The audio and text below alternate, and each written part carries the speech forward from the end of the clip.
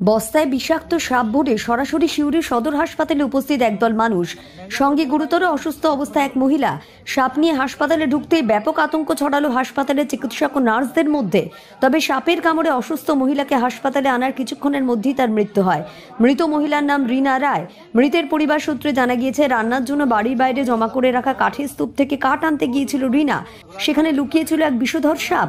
কাঠের স্তূপে হাত দেওয়ার সঙ্গে সঙ্গে রীনার পায়ের আঙুলে কামড় বসায় ওই সাপটি।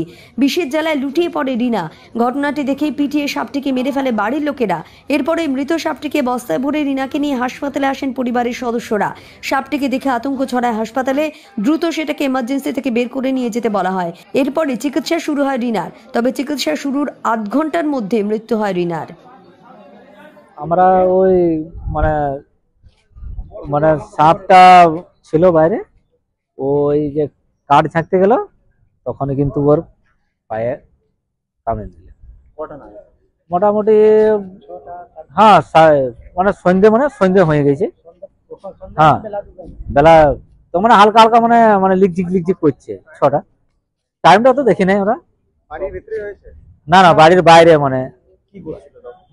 ওই রান্না করার জন্য কাঠ ঝাঁকছিল।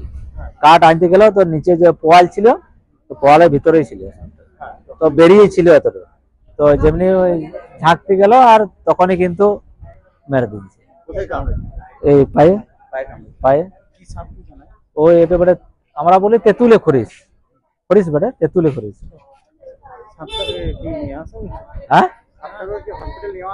হ্যাঁ নিয়ে এসছি। হ্যাঁ না, মেরে দিয়েছে সাপটা। আমরা যখনই কামড়ি ছিল তখন সাপটা কিন্তু বেরিয়েছিল ফেনা তুলে, তখনই আমরা কিন্তু মেরে দিয়েছি। হ্যাঁ আধা ঘন্টা কিন্তু পেশেন্টটা ওখানে এমার্জেন্সিতে, এখন সিউড়ি হাসপাতাল। বাড়ি হলো আমাদের ঝাড়খণ্ড। হ্যাঁ আমার নাম হলো দীনবন্ধু রায়। আমার বৌদি বেটে রীনা রায়। বয়স মোটামুটি 25।